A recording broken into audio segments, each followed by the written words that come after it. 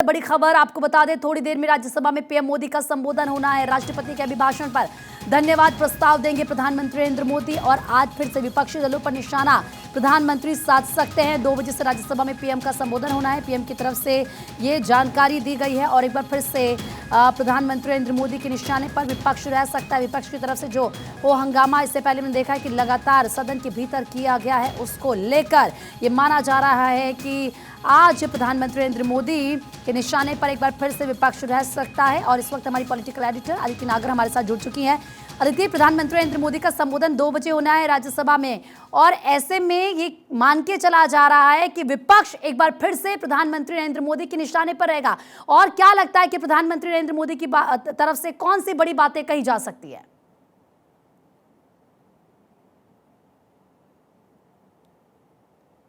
सभा में आज बोलूंगा, 2 बजे राज्यसभा में थैंक मोशन पर मैं भाषण देने वाला हूं। लेकिन इस ट्वीट के बाद से और जब से चर्चा थी कि प्रधानमंत्री नरेंद्र मोदी राज्यसभा में भाषण देंगे, तब से विपक्ष की धड़कनें तेज हैं। लेकिन होगा क्या?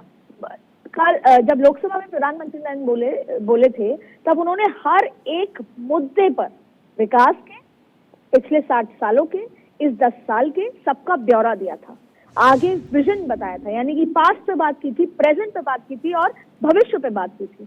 और बार बार कांग्रेस के उन कामों को लेकर जो भ्रष्टाचार के रहे हो, कांग्रेस की गति रही हो, कांग्रेस के समय का जो इन्फ्लेशन रहा हो, कांग्रेस के समय का इकोनॉमी रही हो, उन सारे मुद्दों पर बात की थी। यही वजह है कि श्वेत पत्र भी आएगा उस बात पर, जब प्रधानमंत्री मोदी ने कहा कि मैंने अपने पहले कार्यकाल में पिछले सरकार द्वारा किए गए गड्ढों को भरा है, दूसरे कार्यकाल में मैंने नींव रखी है विकास की, और अब तीसरा कार्यकाल जो आएगा उसमें मैं निर्माण कार्य करूंगा। लेकिन आज देखेंगे, आज जब राज्यसभा होंगे तो आज भी कांग्रेस उनके निशाने पे रहने वाली है। देखिए, ज्यादातर रीजनल पार्टी या तो खत्म हो गई है और इंडिया गठबंधन का अस्तित्व क्षीण होता जा रहा है, कम होता जा रहा है।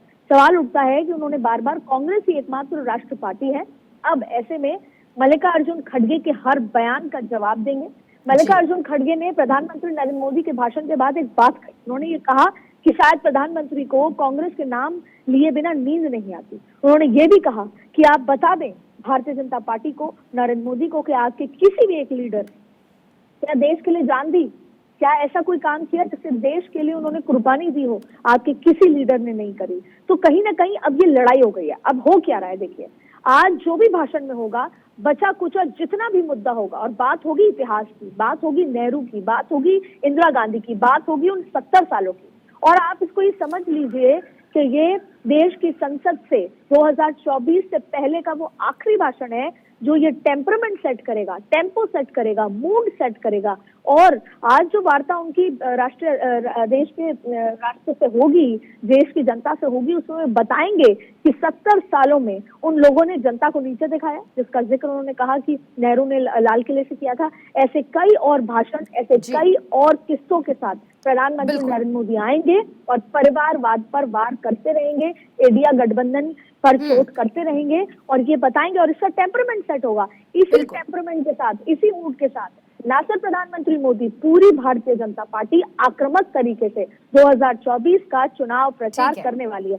बिल्कुल ठीक है आदित्य, बिल्कुल आपने सही कहा। और इसी के साथ देखना होगा कि प्रधानमंत्री जब बात करेंगे, जिक्र करेंगे, तो क्या कुछ वो कहते हैं। बहुत बहुत शुक्रिया तमाम जानकारी देने के